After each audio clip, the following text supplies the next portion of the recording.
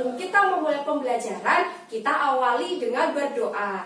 Jadi untuk ketua kelas, silakan bisa memimpin doa terlebih dahulu. Siap gerak berdoa mulai. Berdoa selesai.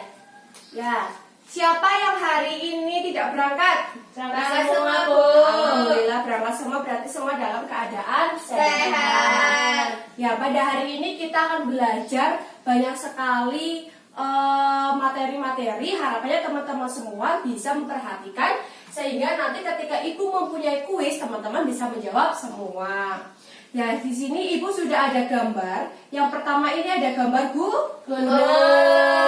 Ini ada gambar sungai. Gambar danau. Ini ada gambar waduk. Ya, untuk yang pertama kita akan belajar yang namanya penampakan buatan dan juga alami. Penampakan alami adalah penampakan yang memang ada atau secara alami itu ada. Contohnya yang pertama itu gunung. Kenapa gunung? Karena gunung ini sudah ada di alam ya, tanpa dibuat. Itu gunung itu sudah ada sejak dahulu kala, secara alami itu ada. Begitupun dengan sungai, begitupun juga dengan danau. Jadi yang namanya penampakan alam adalah penampakan yang memang sudah ada secara alami. Dan yang terakhir ini ada waduk, ada gambar waduk yaitu penampakan buatan. Jadi penampakan buatan ini adalah kenapa ada? Karena memang manusia itu membutuhkan itu. Dan waduk ini untuk apa? Yaitu untuk perairan. Ya, jadi ibu ulangi ya. Gambar penampakan alam yaitu yang pertama ada gunung, yang kedua ada sungai, dan yang terakhir ada danau. Dan untuk penampakan buatan ada waduk. Iya. Dan selanjutnya ibu punya bacaan yang sudah ibu share ya, yang udah ibu tadi bagikan kertasnya, yaitu tentang beragamnya flora dan fauna di Indonesia. Ya, yang pertama itu Indonesia sangat kaya dengan keberagaman flora dan fauna. Keberagaman hayat Indonesia bahkan termasuk 3 besar dunia bersama dengan Brasil di Amerika Selatan dan Zaire di Afrika. Banyak faktor yang menyebabkan kaya dan keberagaman flora dan fauna di Indonesia. Faktor penyebab kaya dan beragamnya flora dan fauna di Indonesia adalah tanah, tingkat kesuburan tanah, subur tanah, dan daya serap air berpengaruh pada baik tidaknya tumbuhan. Dan yang terakhir, paragraf terakhir membahas tentang air juga merupakan faktor penting yang menyebabkan kaya dan beragamnya flora dan fauna di Indonesia. Untuk kali ini kita akan belajar tentang menentukan ide pokok paragraf. Dari yang ibu sudah jelaskan tadi, yang sudah ibu sampaikan tentang beragamnya flora dan fauna, yang sudah teman-teman simak juga. Yang pertama, dari paragraf pertama, apa ide pokok paragraf pertama? Yaitu, Mbak Lela, Indonesia sangat kaya dengan keragaman flora dan fauna. Ya, betul sekali ya. Jadi pada paragraf pertama, ide pokoknya itu berada pada Indonesia sangat kaya dengan keberagaman flora dan fauna. Untuk paragraf yang kedua, banyak faktor yang menyebabkan kaya dan beragamnya flora dan fauna di Indonesia, seperti iklim. Iklim memiliki peranan penting bagi persebaran flora dan fauna di setiap daerah. Ya, untuk paragraf yang kedua ini, ide pokok paragrafnya berada di depan. Ya, di depan, yaitu banyak faktor yang menyebabkan kaya dan beragamnya flora dan fauna di Indonesia. Ya, jadi seperti minggu kemarin ya, yang namanya ide pokok itu adalah biasanya ditaruh di depan. Dan untuk kalimat selanjutnya dinamakan kalimat penjelas. Ya. Untuk selanjutnya itu persebaran flora di Indonesia, yaitu ada Indo-Malayan dan juga Indo-Australian. Yang pertama, Indo-Malaya itu meliputi kawasan Indonesia bagian barat, yaitu ada di Kalimantan, Sumatera, Jawa, dan Bali. Untuk Indo-Australian, yaitu meliputi kawasan Indonesia bagian timur, ada Sulawesi, Maluku, Nusa Tenggara, dan juga Papua. Dan Indo-Malayan, Indo-Australian ini masing-masing mempunyai karakteristik. Yang pertama untuk Indo-Malayan yaitu, sudah disimak ya bukunya ya? Sudah. Nah, coba Mbak Lela yang pertama, karakteristik Indo-Malayan. Jenis merantian sangat banyak. Ya, yang kedua. Terdapat berbagai jenis rotan. Yang ketiga. Tidak terdapat hutan kayu putih. Yang keempat. Jenis tumbuhan matoa sedikit jumlahnya. Kelima. Jenis anggrek sedikit jumlahnya. Enam. Terdapat berbagai jenis nangka. Yang ketujuh. Tidak banyak tumbuhan sagu. Ya, betul sekali. Dan yang kedua, untuk karakteristik dari Indo-Australian. Silakan Mbak Berliana. Yang pertama ada Jenis merantian hanya sedikit. ya. Yang kedua, tidak terdapat berbagai jenis rotan. Yang ketiga, terdapat hutan kayu putih. Yang keempat, terdapat berbagai jenis tumbuhan matoa. Yang kelima, jenis anggrek banyak.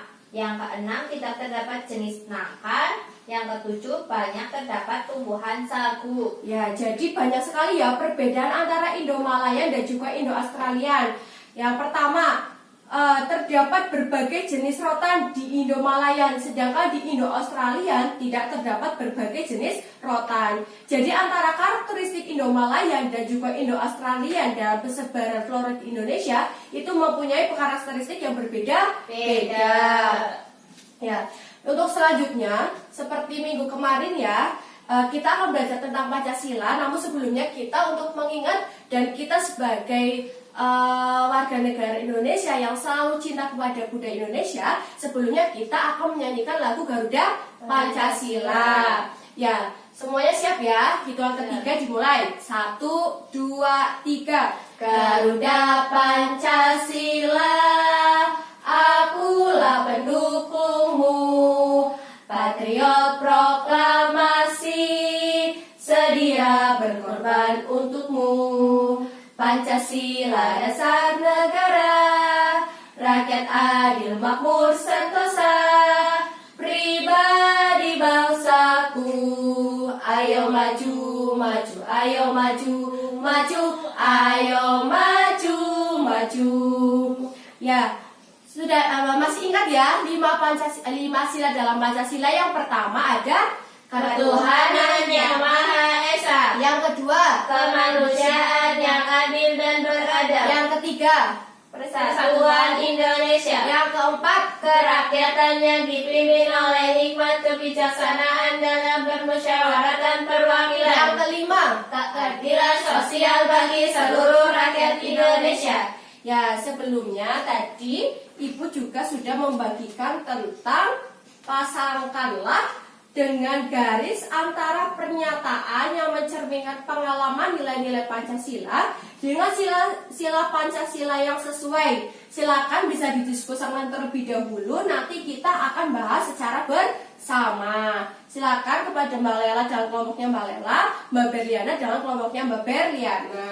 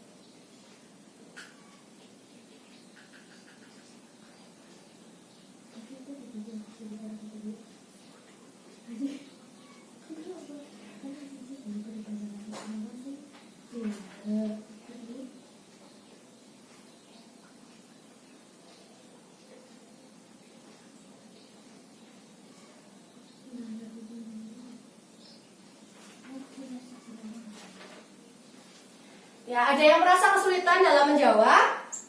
Tidak, Bu.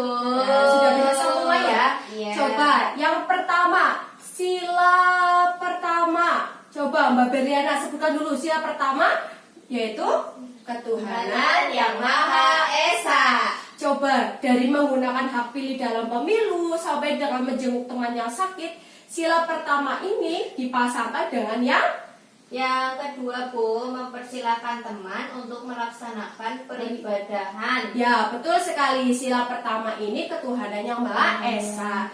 Dan wujud kita sebagai toleransi kita kepada teman-teman kita yang beda agama, yaitu mempersilahkan teman-teman kita untuk melakukan peribadatan. Yang kedua coba sila yang kedua, Mbak Lela. Kemanusiaan yang adil dan beradab. Coba sila kedua ini dipasangkan dengan yang nomor mana? Yang Nomor 3. Ya, nomor 3, menganggap pembantu sebagai bagian dari anggota keluarga. Betul sekali. Yang ketiga, sila ketiga, Persatuan Indonesia, yaitu menjenguk teman yang sakit. Sila keempat coba bersama-sama bunyinya.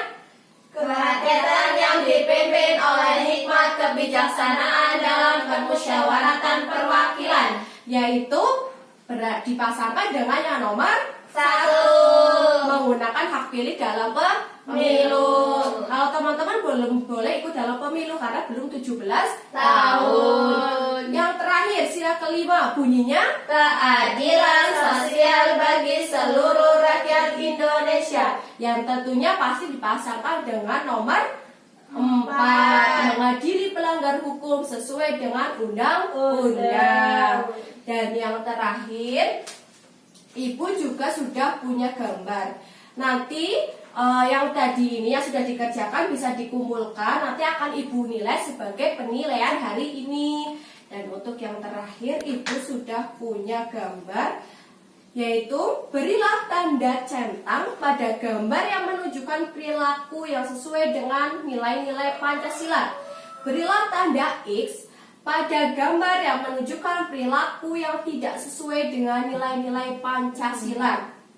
Ya, untuk yang pertama ini ada gambar anak memberikan uang kepada pengemis dan lain sebagainya. Nanti Ibu akan tunjuk satu persatu untuk bisa maju ke depan, bebas memilih yang mana. Yang penting dicentang itu untuk yang sesuai dengan sila Pancasila. Kalau itu untuk yang tidak sesuai. Untuk yang pertama kepada Mbak Lela dipersilakan untuk maju ke depan. Silakan mau memilih yang mana saja boleh.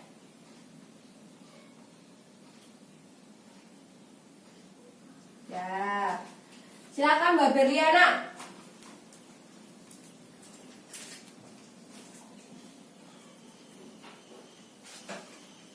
Ya, tadi Mbak Lela sudah memilih memberikan uang kepada pengemis. Ya, betul sekali ya. Itu adalah salah satu bentuk kita melaksanakan atau mengimplementasikan nilai-nilai luhur dalam Pancasila, yaitu kepada sesama manusia kita itu harus saling berbagi. Dan Mbak Berliana tadi memilih temannya sedang memukuli temannya.